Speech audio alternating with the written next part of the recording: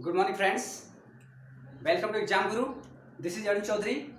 Friends, आज की इस वीडियो में हम लोग RTE 2009 एक्ट देखेंगे। यह जो है बहुत important CTET, UP TET, MP TET, Haryana TET, Rajasthan TET, कोई भी टेट हो एजुकेशन लाइन में, उसमें ये बहुत इंपॉर्टेंट है और इसमें से लगभग 6-7 नंबर की जो है क्वेश्चन जरूर आते हैं और फिक्स हैं। अगर आप ये वीडियो शुरू से अंत तक जरूर अगर देख लिए तो निश्चित रूप से आपको पूरा का पूरा नंबर मिल जाएगा। ओके, अगर आप जो इसे ध्यान से देखते हैं और समझते हैं तो निश्चित रूप से आपको 6-7 नंबर फिक्स है और इसमें से जरूर नंबर आते हैं। बहुत सारे क्वेश्चन इसमें से पूछे गए। अगर हम विगत वर्षों के बारे में अगर बात करते हैं, आप जो है किसी भी वर्ष का उठा लो, देखो इसमें से बहुत सारे क्वेश्चन पूछे गए हैं। इसलिए यह वीडियो बहुत जो है इंपॉर्टेंट है और बहुत कंपल्सरी है सीटेट के लिए, जो आने वाले 5 जुलाई के एग्जाम होने वाले हैं। चलो इसमें हम लोग कुछ कंटेंट देखते हैं और इसे कंसेप्ट समझते हैं कि क्या चीज है RTE और ये जो है एजुकेशन में क्या इसका महत्व है, जो हर एग्जाम में पूछे जाते हैं। ये क्या है, इसका कारण, ये सारी चीज हम लोग इस वीडियो में देखेंगे। सबसे पहले हम ये समझेंगे कि RTE का फुल फॉर्म क्या होता है। RTE का फुल यानी कि RTE 2009, तो RTE का फुल फॉर्म होता है राइट टू एजुकेशन एक्ट 2009। क्या है? 2009, राइट टू एजुकेशन एक्ट 2009।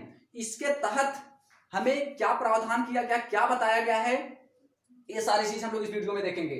सबसे पहले देखेंगे शिक्षा का अधिकार। जो राइट टू एजुकेशन है, इसमें शिक्षा के अधिकार, शिक्षा के बारे में हम लोग पढ़ेंगे कि क्या बच्चों के लिए क्या प्रावधान बनाया गया है, क्या चीज सरकार ने उन्हें प्रदान किया है, क्या एक्ट बनाए हैं जो जिससे कि शिक्षा को और बेहतर बनाया जाए और इफेक्टिव बनाया जाए, जिससे जो गरीब तबके के बच्चे हैं या अमीर तबके सब एक इक्वल में और सब समान रूप से शिक्षा ग्रहण करें।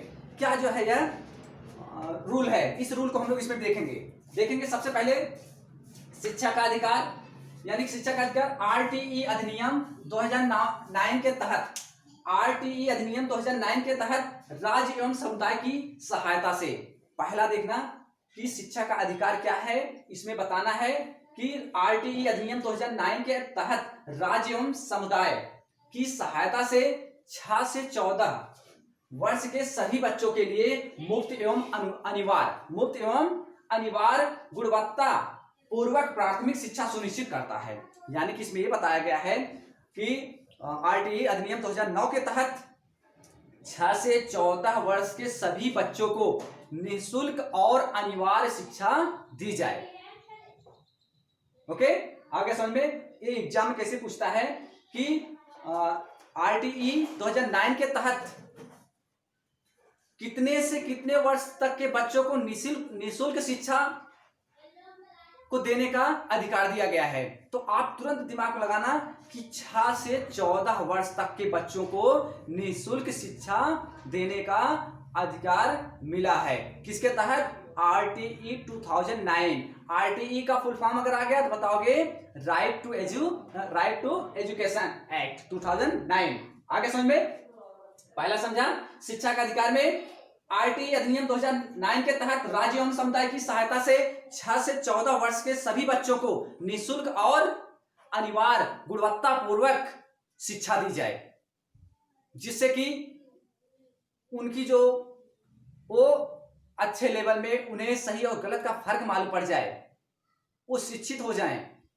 ये सारी चीज जो है दिया गया है, चाहे वो अमीर हो या गरीब। जो अमीर हैं उनको इसलिए निःशुल्क शिक्षा दिया गया है। कुछ हमारे देश में बहुत से गरीब लोग हैं जो अपने बच्चों को शिक्षा नहीं दे पाते हैं। इसलिए RTE के तहत जो है सरकार ने यह कदम उठाया कि जो गरीब तबके के जो बच्चे हैं जो पढ़ा नहीं सकते हैं, कम से कम वो जो है 8वीं तक तो उनको जो है निःशुल्क शिक्षा दी जाए। 8वीं तक अगर पढ़ लेंगे तभी जो उनको काफी नॉलेज हो जाएगा, जिससे कि वो आगे और अपना कदम बढ़ा सकते हैं, आगे और कुछ काम कर सकते हैं। इसलिए सरकार जो है RTE 2009 एक्ट के तहत सरकार ने जो है 6 से 14 वर्ष के सभी बच्चों को निःशुल्क एवं गुणवत्ता पूर्वक अनिवार्य शिक्षा का प्रावधान किया है, मतलब उन्हें दिया है। नंबर 2, यानी कि वर्ष 2002 में संविधान के 86वें संशोधन द्वारा, यानी कि एक कब संशोधन हुआ, वर्ष 2002 में संविधान के 88वें यानी कि 86वें संशोधन द्वारा अनुच्छेद, याद रखना कितने अनुच्छेद, कितने 21 के भाग 3 के माध्यम से 6 से 14 वर्ष तक के सभी बच्चों को मुफ्त एवं अनिवार्य शिक्षा उपलब्ध कराने का प्रावधान किया गया था। याद रखना 2002 में संविधान के 86वें संशोधन द्वारा अनुच्छेद 21, याद ये पूछता है कि किस संशोधन के द्वारा यानी कि 86वें यानी कि 86वें संशोधन द्वारा अनुच्छेद 21, अगर अनुच्छेद पूछ लेता है 21 भाग 3 के माध्यम से, और संशोधन पूछ लेता है तो 86वें संशोधन द्वारा अनुच्छेद 21 के भाग 3 के माध्यम से 6 से 14 वर्ष तक के सभी बच्चों को मुफ्त एवं अनिवार्य शिक्षा उपलब्ध कराने का प्रावधान किया गया था। यह अधिनियम सन 2005 के शिक्षा के अधिकार विधेयक का संशोधन रूप है, यानी कि यह जो है 2005 के शिक्षा के अधिकार का विधेयक का संशोधन रूप है। ओके, कब का, अगर संशोधन विधेयक के रूप अगर पूछते तो क्या बताओगे, 2005 के शिक्षा के अधिकार विधेयक का संशोधन रूप है। ओके, यानी कि लोकसभा में यह अधिकार यह अधिनियम 4 अगस्त 2009 में पारित किया गया था। यानी कि यह अधिनियम कब जो है लोकसभा में पारित किया गया था, 4 अगस्त 2009 में। ये पूछता है कि जो है आरटीई अधिनियम लोकसभा में कब पारित किया गया, पेपर में आ जाता है कि आरटीई 2009 एक्ट अधिनियम यानी कि लोकसभा में कब पारित किया गया है, तो आप बताओगे कि यह अधिनियम 4 अगस्त 2009 में पारित किया गया, यानी दिसंबर 2002 में इसकी शुरुआत हुई। यानी इसका मुख्य उद्देश्य शिक्षा को प्रभावशाली बनाना था। यानी कि जो यह अधिनियम जो चालू किया गया था, जो आरटीई चालू किया गया था, इसका मुख्य उद्देश्य क्या था, इसका मुख्य उद्देश्य यह था कि शिक्षा को प्रभावशाली बनाया जाए, शिक्षा को बेहतर बनाया जाए, कि जिससे कि जो हमारे गरीब तबके के, जो हमारे अमीर, यानी सबको जो है समावेशी शिक्षा की दी जाए, यानी सबको अच्छी शिक्षा दी जाए। ओके, एक जैसा सबको देखा जाए।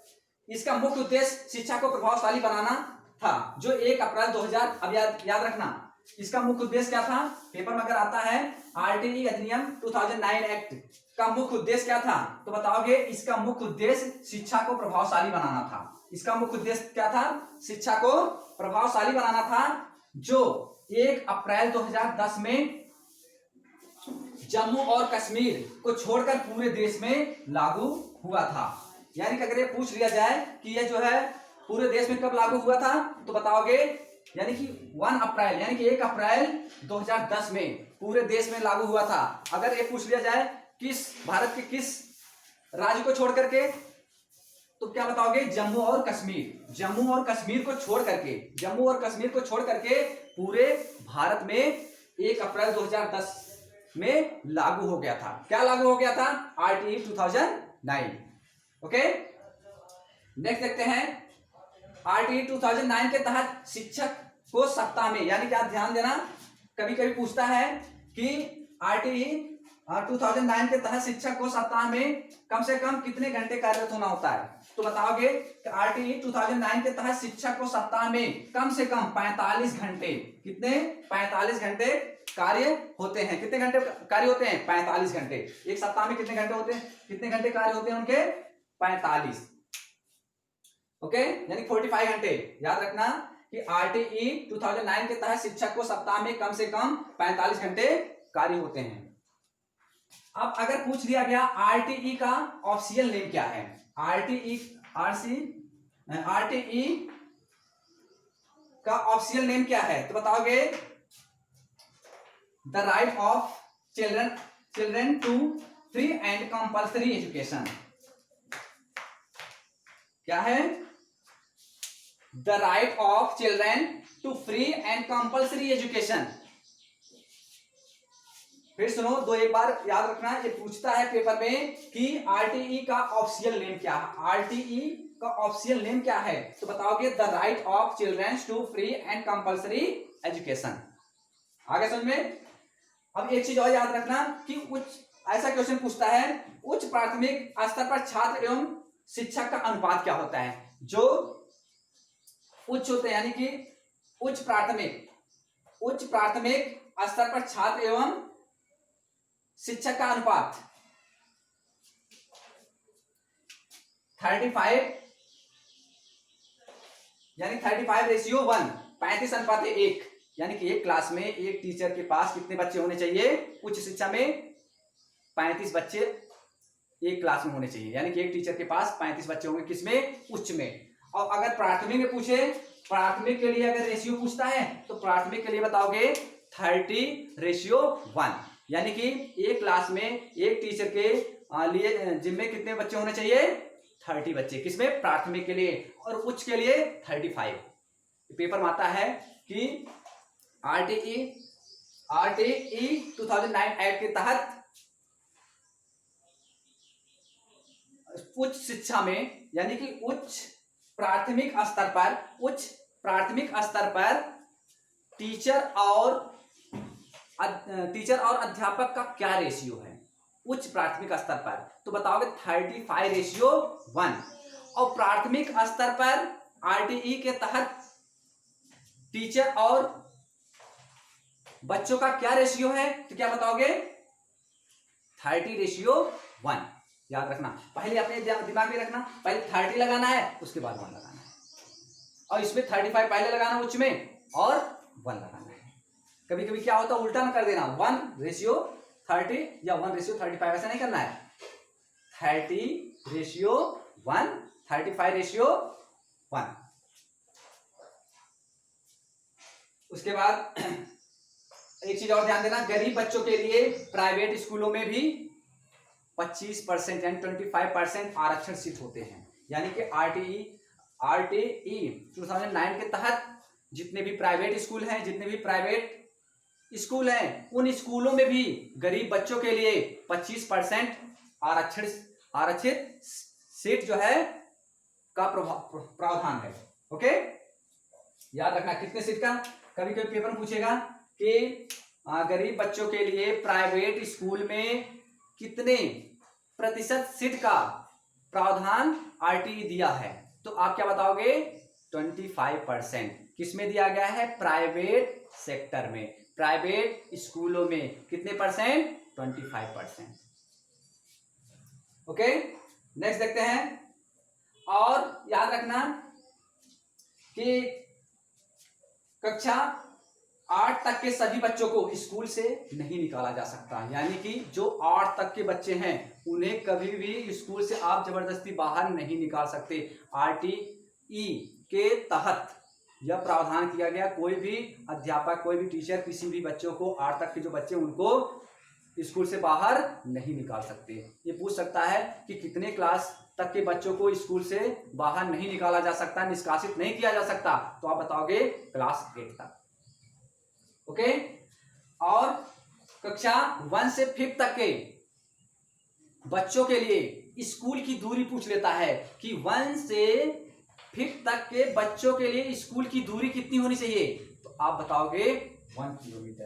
कितने किलोमीटर होते हैं, 1 किलोमीटर की दूरी होनी चाहिए छोटे बच्चों के लिए।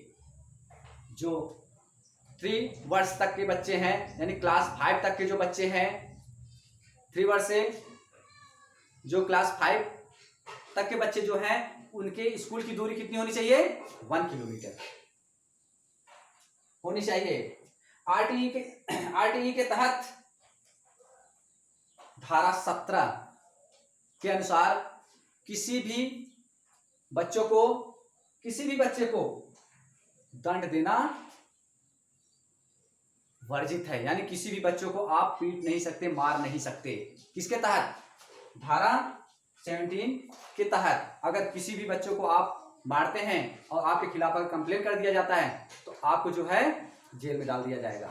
किसके तहत, धारा 17 के अंतर्गत आप किसी भी बच्चों को जो है दंड नहीं दे सकते, उन्हें परेशान नहीं कर सकते, उन्हें शारीरिक उत्पीड़न नहीं दे सकते हैं।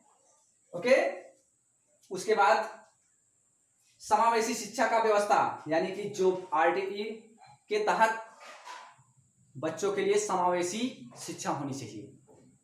समावेशी शिक्षा होनी चाहिए, उनके तहत होनी चाहिए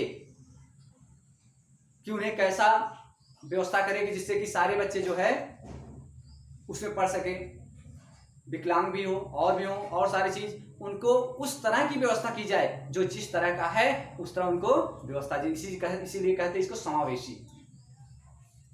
ओके। भारत यानी अगला है, भारत शिक्षा को मौलिक अधिकार घोषित करने वाला विश्व का कौन सा देश बन गया? 135वां। अगर पूछा गया कि भारत शिक्षा को मौलिक अधिकार देने वाला कौन सा देश बना है, आप बताओगे 135वां यानी कि 135वां। ओके। तो आज की इस वीडियो में हम लोग पूरा जितने भी क्वेश्चन आने वाले हैं सबका निचोड़ हम लोग इसमें अध्ययन किए। निश्चित रूप से मैं बता रहा हूं कि ये जो है अगर आप अच्छे से ध्यान से देख लिए, आप इसे बाय हार्ट कर लिए, निश्चित रूप से आपको 5-6 नंबर जो है क्लियर हो जाएगा। ओके। अगर आपको ये वीडियो पसंद आया तो लाइक और सब्सक्राइब जरूर करें। Okay, thank you.